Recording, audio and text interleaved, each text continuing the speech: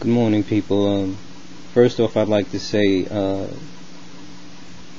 not really a prayer, but just to say rest in peace for Asia McGowan. I'm pretty sure most of you know what about that situation, and I don't even want to do the guy any honors by even mentioning his name, but I just hope that he is seriously burning in hell right now. Alright, on to the topic. I want to talk about the Somali pirates because over the last couple of weeks I'm looking at these guys and I'm just like, what are they doing? What in the world are they doing? I mean, how did they? You all know the hostage situation ended with most of them getting killed, and it's just hard for me to wrap my mind around the whole situation because I'm like, what is on their minds? Did they really think that they were going to come out of that with a win?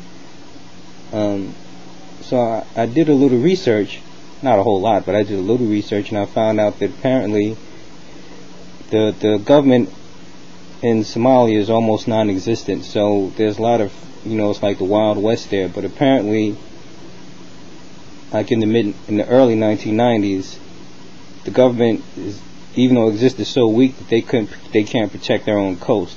So apparently there was a lot of fishing boats from other countries taking away the livelihood of the fishermen by using big fishing boats to come take the fish. And there's also supposed to have been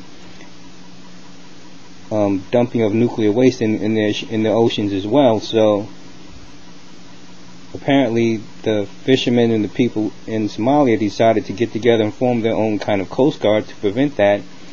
And they started really to do that as ways to defend their livelihood and to defend their ocean, defend their seas.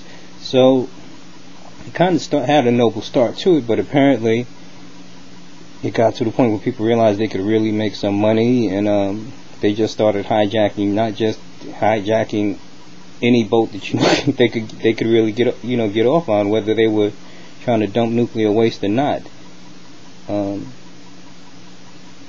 And apparently it's done well for some of the pirates because from what I've read, some of them have 3 or 4 wives, multiple girlfriends. They have like the biggest houses, the best cars.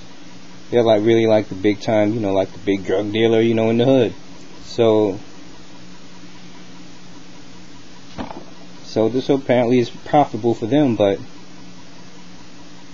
now they get into this situation and they decide, they have a Navy destroyer, they have another frigate right on the other side, and instead of negotiating for their lives or negotiating for their freedom, they're trying to get $2 million out of this. And I'm just like, what are they joking?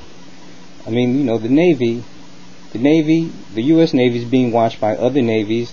Not only that, they're also being watched by the U.S. Army, the Air Force. They're being watched by everyone, and when they get involved, it's like a matter of pride for them. They don't want to look like they're being punked or they're being stared down by 4 or 5 pirates. And Obama's in a situation where he can't give the pirates the money because it will put the Navy. It'll make the U.S. look bad. It'll make the Navy look bad. It'll make everyone look bad.